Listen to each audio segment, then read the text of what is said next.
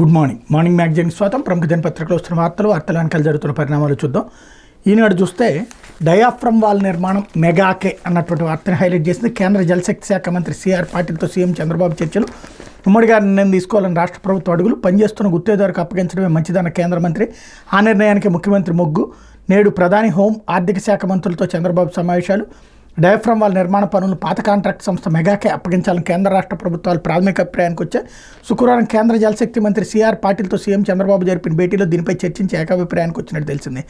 Mega సంస్థ 2022 నాటి ధరల ప్రకారమే 73,000 క్యూబిక్ మీటర్ల డయాఫ్రమ్ వాల్ నిర్మాణానికి సిద్ధంగా ఉండటంతో ప్రభుత్వంపై అదనపు భారం పడదని, దీంతోపాటు కొత్తగా టెండర్లు పిలిచి కొత్త వారిని ఎంపిక చేసేందుకు పట్టే సమయాన్ని ఆదా చేయొచ్చని నిర్ణయించినట్టు సమాచారం. పాత గుత్తేదారికి ఇచ్చేందుకు తాము సానుకూలంగా ఉన్న లిఖితపూర్వకంగా ఆదేశాలు ఏవి ఇవ్వబోమని, ఏదేమైనా రాష్ట్ర ప్రభుత్వాన్ని ఈ విషయంలో తుది నిర్ణయమని కేంద్ర మంత్రి వెల్లడించినట్టు తెలిసింది. త్వరలో దీని మీద తుది నిర్ణయం తీసుకుని మెగాకే పనులు అప్పగించే అవకాశం ఉన్నట్టు రాష్ట్ర జలవనరుల శాఖ మంత్రి నిమ్మల రామానాయుడు వెల్లడించారన్నట్టు వార్తని హైలైట్ చేశారు. చాలా మంచి కాన్సెప్టు. యాక్చువల్గా నేను ఇంతకుముందు కూడా చెప్పాను, రేపు పొద్దున్న చంద్రబాబు ఇంతకుముందు ఏంటంటే లాస్ట్ ట్రిప్ వచ్చినప్పుడు ట్రాన్స్ట్రాయ్ చేతుల్లో నుంచి నవయోగాకి మార్చారు.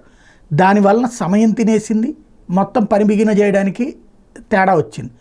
దాంతో అటు ఇటు కాకుండా అప్పుడు కట్టుకొచ్చినటువంటిదే డయాఫ్రమ్ వాల్, అదే ఇప్పుడు కొట్టుకుపోయినటువంటిది. అయితే మెగాకు వచ్చేటప్పటికి ఈ సాగునీటి ప్రాజెక్టుల రంగంలో మంచి ఎక్స్పీరియన్స్ ఉంది. కాళేశ్వరం అట్లా కట్టినటువంటిదే. అదేంటంటే అంతర్జాతీయ ఎక్విప్మెంట్లని రంగంలోకి తీసుకొచ్చింది. ఇప్పుడు ఉన్నటువంటి వాళ్ళల్లో దాదాపుగా దక్షిణాదిలో చూసుకుంటే నెంబర్ 1గా ఉందనుకోవాలా. దేశవ్యాప్తంగా కూడా మెగా ప్రాజెక్టులు అద్భుతంగా సాగుతున్నటువంటి పరిస్థితి. అలాంటి సందర్భంలో దానికి ఇంతకుముందు పట్టిసీమ కట్టింది కూడా మెగానే. తెలుగుదేశానికి అదే ఇది, వైసీపీ వచ్చినా అదే ఇది, తర్వాతన రేపు తెలుగుదేశం వచ్చినా దాన్నే ఉంచుతారని నేను ఇంతకుముందు కూడా ప్రస్తావించిన ఆ వీడియోలు ఫాలో అయ్యేటటువంటి వాళ్ళకి ఇప్పుడు అదే జరిగింది. మెగాకే ఇస్తున్నారు. ఇకపోతే పేదల అన్నంపై ఏటా రాయితీ 236 కోట్లు. 2 రోజుల్లో 100 అన్న క్యాంటీన్లు ప్రారంభించిన ప్రభుత్వం రోజుకి రాయితీగా 78 లక్షల రూపాయలు. వచ్చే నెలాఖరుకు 203కి చేరనున్న క్యాంటీన్ల సంఖ్య. అప్పుడు సబ్సిడీకి ఇవ్వాల్సింది 479 కోట్లకు పెరుగుదల. ఆర్థిక ఇబ్బందులు ఉన్న పేదల ఆకలి తీరుస్తున్న ప్రభుత్వం అన్నటువంటి వార్తని హైలైట్ చేశారు. పేదల కడుపు నింపడాన్ని ఎన్డీఏ ప్రభుత్వం భారంగా భావించడం లేదు, బాధ్యతగా స్వీకరిస్తోంది. నిరుపేదల క్షుద్బాధను తీర్చడం అదృష్టంగా భావిస్తోంది. 100 కోట్లు ఆర్థిక భారం పడుతున్న ఎన్నికల ముందు ప్రజలకు ఇచ్చిన మాటకు కట్టుబడి తొలి దశలో 100 అన్న క్యాంటీన్లు ప్రారంభించింది. మార్కెట్లో నిత్యావసర వస్తువుల ధరలు పెరిగిన 5 ఏళ్ల క్రితం నిర్ణయించిన ₹5 రుచికరమైన ఆహారం అందిస్తుంది. ప్రస్తుతం అందుబాటులోకి వచ్చిన 100 క్యాంటీన్లో రోజు సగటున 1,00,000 ప్లేట్ల ఆహారం, అల్పాహారం, మధ్యాహ్నం, రాత్రి భోజనం కలిపి రాష్ట్ర ప్రభుత్వం 78 లక్షల రూపాయలు రాయితీగా అందిస్తుంది అన్నటువంటి వార్తని హైలైట్ చేశారు. లేకపోతే జమ్మూ కాశ్మీర్లో మోగిన ఎన్నికల నగారా. సెప్టెంబర్ 18 నుంచి 3 దశల్లో పోలింగ్. దశాబ్దం తర్వాత జరగనున్న ఎన్నికలు. అక్టోబర్ 1న హర్యానా అసెంబ్లీకి, అదే నెల 4న ఫలితాలు. షెడ్యూల్ ప్రకటించిన కేంద్ర ఎన్నికల సంఘం. దీపావళి తర్వాత మహారాష్ట్రలో జమ్మూ కాశ్మీర్, హర్యానా అసెంబ్లీలకు ఎన్నికల నగారా మోగింది. 80 స్థానాల జమ్మూ కాశ్మీర్ శాసనసభకు 3 దశల్లో సెప్టెంబర్ 18, 25, అక్టోబర్ 1 ఎన్నికలు జరపాలని కేంద్ర ఎన్నికల సంఘం నిర్ణయించింది. అన్ని స్థానాలు ఉన్న హర్యానా అసెంబ్లీకి ఒకే దశలో అక్టోబర్ 1న పోలింగ్ పూర్తి చేయడానికి ఏర్పాటు చేసింది. ఈ 2 శాసనసభల ఎన్నికల ఫలితాలను అక్టోబర్ 4న వెల్లడించనున్న శుక్రవారం విలేకరుల సమావేశంలో ప్రధాన ఎన్నికల కమిషనర్ రాజీవ్ కుమార్, ఎన్నికల కమిషనర్లు జ్ఞానేష్ కుమార్, సుఖ్బీర్ సింగ్ సంధు తెలిపారు. 2019లో ఆర్టికల్ 370 రద్దవడంతో రాష్ట్ర హోదా కోల్పోయి కేంద్రపాలిత ప్రాంతంగా మారిన తర్వాత జమ్మూ కాశ్మీర్ అసెంబ్లీకి ఎన్నికలు జరగడం ఇదే తొలిసారి. చివరిసారి 2014లో 5 దశల్లో జరిగినాయి. ఈసారి 3 విడతల్లోనే ఎన్నికల ప్రక్రియను పూర్తి చేయనున్నారు.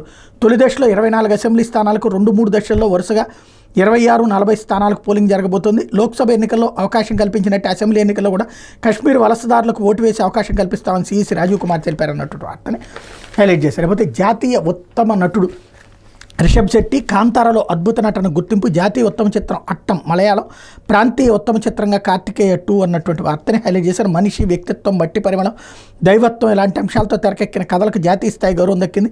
మనుషుల వ్యక్తిత్వాలకు అదృశ్య రూపంగా నిలిచిన మలయాళ చిత్రం అట్టం జాతీయ ఉత్తమ చిత్రంగా నిలిచింది. అటవీ ప్రాంత గ్రామీణ నేపథ్యానికి దైవత్వాన్ని ఎంతో అద్భుతంగా జోడించిన కన్నడ సినిమా కాంతారాలో నటనకు రిషబ్ శెట్టి ఉత్తమ నటుడు అవార్డు దక్కించుకున్నారు. దీనికే ప్రజాదరణ పొందిన సమగ్ర వినోదాత్మక చిత్రంగాను జాతీయ పురస్కారం దక్కింది. అలా మొదలైంది అంటూ తెలుగు ప్రేక్షకులకు దగ్గరైన మలయాళ కథానాయక నిత్యామేనన్ తమిళ చిత్రం తిరుచిత్రాంబళంలో నటనకు గాను ఉత్తమ నటిగా నిలిచారు. గుజరాతీ నాయిక మానసీ పరేఖ్కి గుజరాతీ చిత్రం కచ్ ఎక్స్ప్రెస్ కూడా ఇదే విభాగంలో అవార్డు దక్కింది.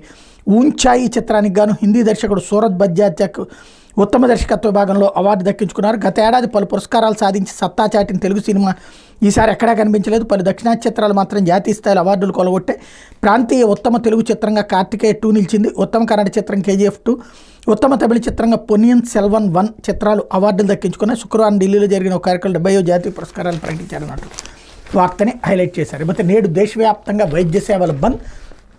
కోల్కతాలో జూనియర్ వైద్యురాలిపై హత్యాచారానికి నిరసనగా IMA నిర్ణయం.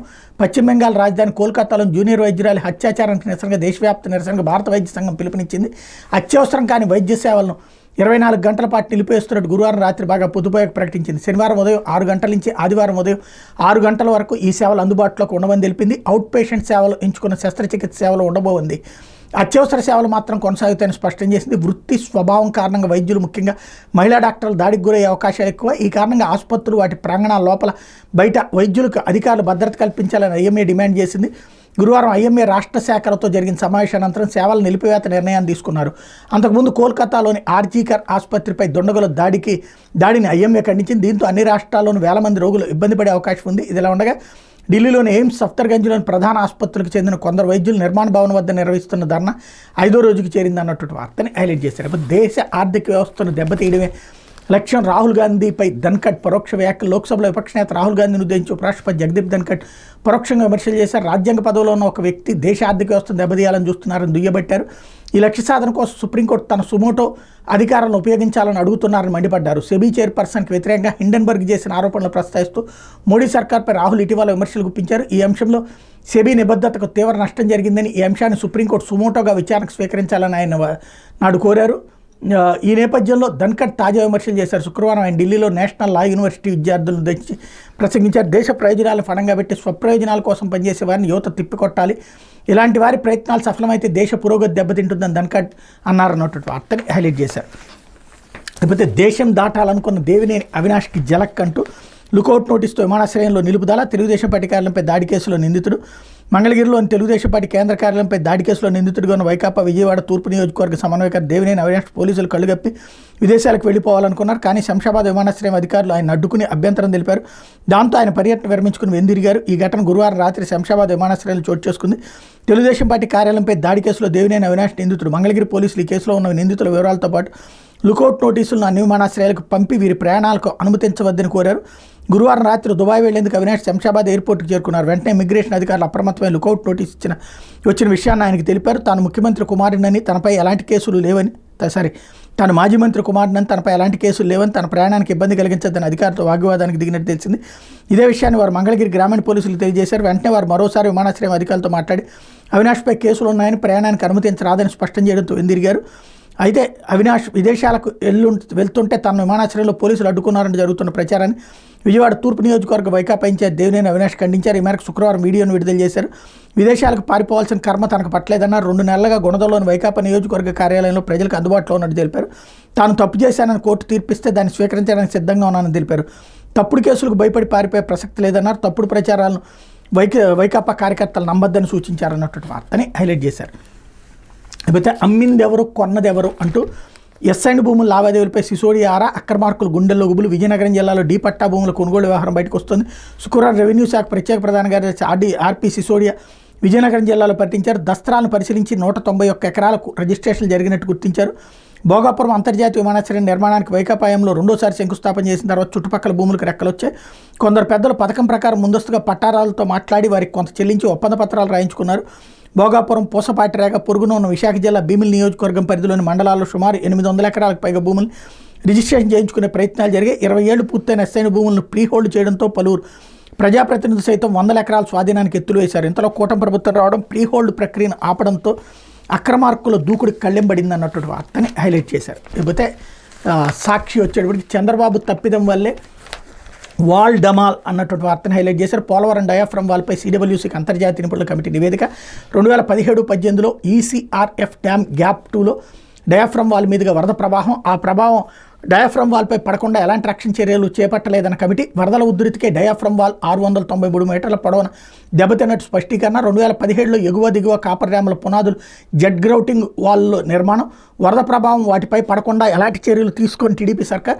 2018 వరదలకు ఎగువ కాపర్ డ్యాంలో 200 నుంచి 260 మీటర్ల మధ్య దెబ్బతిన్న జెట్ గ్రౌటింగ్ వాల్.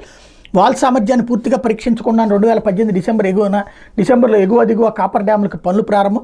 వాటిని పూర్తి చేయలేక చివరకు ఇరువైపులా ఖాళీ ప్రదేశాలు వదిలేసిన నాటి బాబు ప్రభుత్వం. ఎగువ దిగువ కాపర్ డ్యాముల ఖాళీ ప్రదేశాల గుండా కుచించుకుపోయి ప్రవహించిన గోదావరి. దీనివల్ల వరద ఉధృతి పెరుగుతుందని తెలిసిన ఎలాంటి రక్షణ చర్యలు చేపట్టాయి. దాంతో 2019 వరదలకు ప్రధాన డ్యామ్ నిర్మాణ ప్రాంతంలో ఉన్న ఇసుక తిన్నెలు కోతకు గురై విధ్వంసం. డయాఫ్రమ్ వాల్ కోతకు గురై 693 మీటర్ల పొడవున దెబ్బతిన్న వైనం. కోతకు గురైన దిగువ కాపర్ డ్యామ్ ఈ విధ్వంసానికి చంద్రబాబు చారిత్రక తప్పిదాలే కారణమని గతంలోనే చెప్పి నిపుణులు అంటూ అయితే ఈ వార్తని సాక్షి హైలైట్ చేసింది. ఈనాడు జ్యోతి పట్టించుకోలేదు.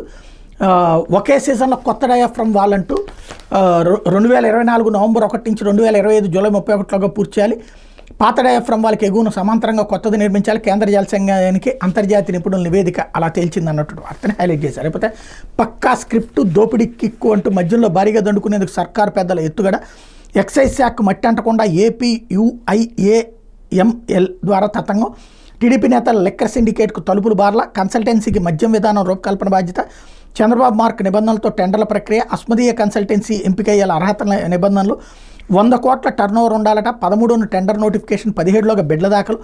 4 రోజులే గడువు ఇవ్వడంలో ఆంతర్యం ఏంటి? ఆన్లైన్లో కాకుండా బిడ్ దాఖలకు స్వయంగా రావాలనడంలో మతలబ్ ఏంటి?